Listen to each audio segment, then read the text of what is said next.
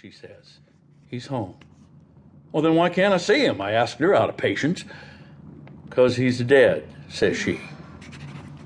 Dead, says I.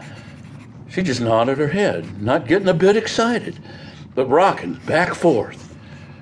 Why, where is he, says I, not knowing what to say. She just pointed upstairs, like that. I got up with the idea of going up there. I walked from there to here, and then I says, why, what did he die of? He died of a rope round his neck, says she, and just went on pleating at her apron. Well, I went out and I called Harry. I thought I might need help.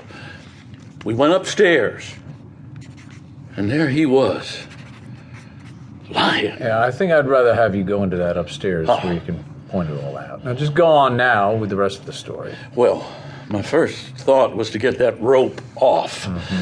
It looked... But Harry, he went up to him and he said, no, he's dead all right, and we better not touch anything. So we went back downstairs.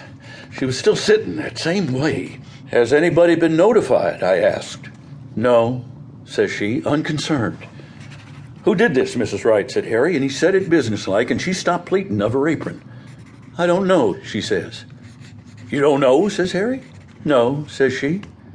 Weren't you sleeping in bed with him, says Harry. Yes, says she. But I was on the inside.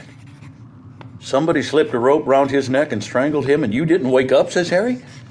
I didn't wake up, she said after him. We must have looked as if we didn't see how that could be. For after a minute, she says, I sleep sound. Harry was going to ask her more questions, but I said, maybe we ought to let her tell her story first to the coroner and the sheriff. So Harry went fast as he could over to Rivers' place, where there's a telephone. And what did Mrs. Wright do when she knew that you'd gone for the coroner? She moved from the rocker to that chair over there in the corner and just sat there, with her hands held together and looking down. I got a feeling that I ought to make some conversation, so I said I had come in to see if John wanted to put in a telephone. And at that, she started to laugh. And then she stopped and looked at me, scared. I don't know, maybe it wasn't scared. I wouldn't like to say it was. Soon Harry got back, and then Dr. Lloyd came, and you, Mr. Peters. And so I guess that's all I know that you don't. I guess we'll go upstairs first, and out to the barn and around there. Sheriff, you're convinced that there was nothing important here, nothing that would point to any motive? Nothing here but kitchen things. Mind if I have a look in that cupboard?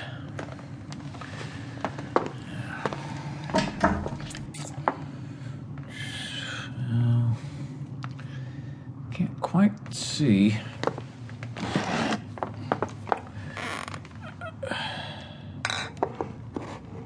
Something sticky on this shelf.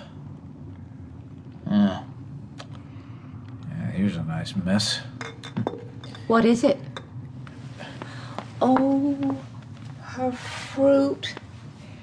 It did freeze, Mrs. Hale. Oh. She worried about that when it turned so cold. She said the fire'd go out and her jars would break. Well, can you beat the women? Held for murder and worrying about her preserves. I guess before we're through, she may have something more serious than preserves to worry about. Well, women are used to worrying over trifles. And yet, for all their worries, what would we do without the ladies? Well, I'm gonna wash this stuff off.